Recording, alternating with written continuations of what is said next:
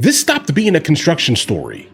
This immediately became a presidential power fight. But basically, he's saying, I need congressional approval. And he's so wrong.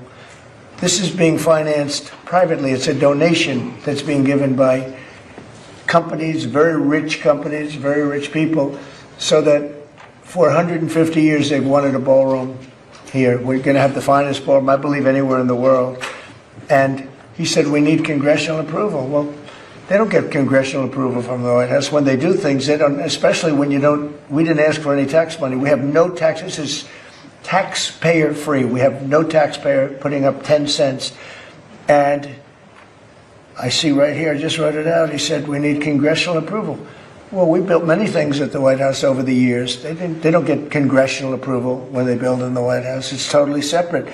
And especially when it's a donation. I mean, the ballroom is a donation. It's gotten great reviews. People love it. And presidents for 150 years have wanted this ballroom to be built, because when we have President Xi or other presidents or prime ministers coming, we don't have a big room. We have the East Room, which is very small. And he said we need congressional approval. He also said, but this is positive for us, I'm allowed, that meaning we are allowed to continue building as necessary to, let's see, what is that? To cover the safety and security of the White House and its grounds. So it says here very carefully, the safety and security have to be protected of the White House grounds. Well, that's what we're doing, because everything's bulletproof glass, et cetera, et cetera. Right. Including the ballroom. And then it goes construction and all of the things necessary. It says personal safety of the president and his staff are a part of that. So it talks about that we're allowed to continue building. In other words, he put an order on, and even that he gave 14 days. We don't need it, because that's what we're doing. He's allowed to continue building as necessary. And when it talks about the safety and security of the White House and its grounds. So just so you know, I wrote some of the thing down. We have a drone-proof roof. And it talks about the president and his staff. So this is pretty much a very convoluted issue that we're encountering here, because listen, understand this here. Yeah, while the president is in the White House, he can kind of do a lot. He has a lot of power here. And the fact that there are no tax dollars being used here, that's a great thing here. Sure. In fact, here, the main dilemma here is that the people, meaning all of us, we own that White House. And that's where the argument is starting to kind of come in here. That's kind of the dilemma that's happening here. But at the same time, again, the president of the United States of America has the ability to kind of do what he kind of wants to do inside the White House here. He's not going to tear it down when he leaves. Understand this here. Regardless of how much money he's spending and the fact that, well, he's not going to tear it down, guys. Understand how donations work when it comes down to the president of the United States of America, right? It's ours. So basically, by default, they're donating it to us, even though he's in the White House. So that type of thing has always been intriguing. How do you gift something to the president? The president is the head of us. He represents us. So that gift that was given to him is now ours, right? So that ballroom would be ours, and we got it for free. This has the highest level of, in fact, they call this grass, the glass, it's bulletproof and it's ballistic proof. It's very thick. It's like that. And it's going 45 feet high, and every window is covered, every door is covered. The roof is drone proof. We have secure air handling systems. You know, bad things happen in the air if you have bad people.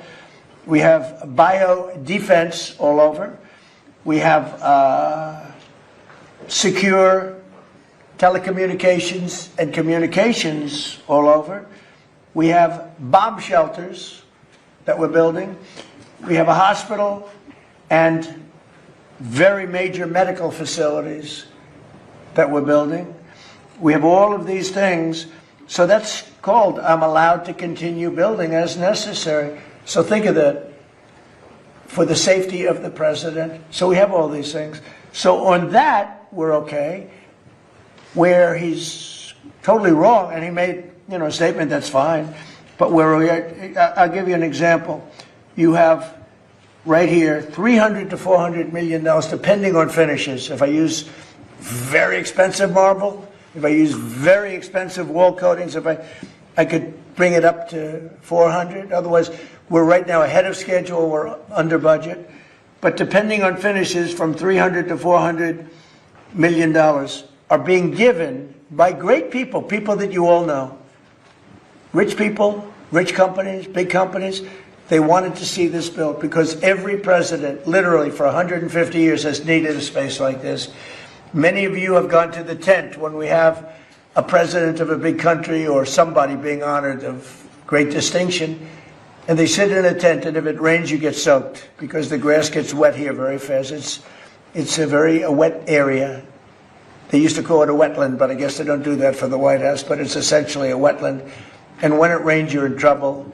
The water can go up to 3 to 4 inches over their shoes. That's not a good feeling for who was Prince Charles, who will be here next couple of weeks, is King Charles, who's a great guy. We don't want him to sit in a pool of water. And they've been wanting this for 150 years, and we're building it, and it's covered perfectly. What's not covered perfectly is the fact that the judge said we need congressional approval. Many things have been built in the White House. They haven't gotten congressional approval. These are smaller especially when things. the money is being not put up by the taxpayer. The taxpayer's not putting up a dime. That's the point right there, though. This building was necessary for many years by the fact that I've built many ballrooms and I built many things and I know how to build. I'm not building the Federal Reserve where the guy's spending $4 billion for a tiny little building. $4 billion for the Federal Reserve building. That contractor is going to be one of the richest men anywhere in the world after he finishes the Federal Reserve. The man is totally incompetent. Jerome, too late, Powell, is totally incompetent. And he's got to get out of office pretty fast. He's doing a bad job, but he's also done a bad job in shepherding the construction of that building. You know, they ripped down a part of that building, and it was they say it's one of the nicest buildings in Washington. They ripped it down. So we feel, and we don't feel, we know that congressional approval is not necessary to put up a ballroom. And I'm always like super weary whenever like the boogeyman Jerome Powell gets brought up here, right? I just understand this here by default. Jerome Powell there's a lot of powerful people in America, all right? But whenever that man's name gets brought up, and in fact that Trump just basically talks about him like he's nothing, is absolutely frightening to me because that man can wreck you. Not just you, all of us, right? Out of sheer pettiness. Like, he is the man when it comes to our money, right? He decides basically all of our interest rates, all right? Like, if you have any knowledge of finance, trust me by default. Or if you do business in the United States of America where you need to utilize all types of banking products, you've heard of this man, okay? Please don't talk about this man, all right? For the sake of all of us, don't talk about Jerome Powell. Now, let's move on for a second here. There are a couple of things that always stand out to me here when gifts are given, okay? I like the fact that it's going to be free, but nothing is ever free, regardless of all of the people that we all know that Trump just basically said here. Nothing is ever free. So what is it actually going to cost us, all right? Because if it's probably not money. It's probably influence in something else. Because, guys... no one does anything for free, right? So that's kind of that's like the behind the scenes thing that kind of like runs through my head. Like, I get it. It's going to be free. It's going to be a gift to the American people. I like gifts to the American people. That's nice. Thank you. But what is it costing us? All right. Always remember that thing there. Yeah, it's free. Great. Amazing. All right. It's not his ballroom, but most likely it'll be his name on that ballroom because he built it on our land. Okay, understand this here. We're going to see where this goes here. I think he's just going to do it because that's just kind of what I've come to learn about Donald Trump specifically, right?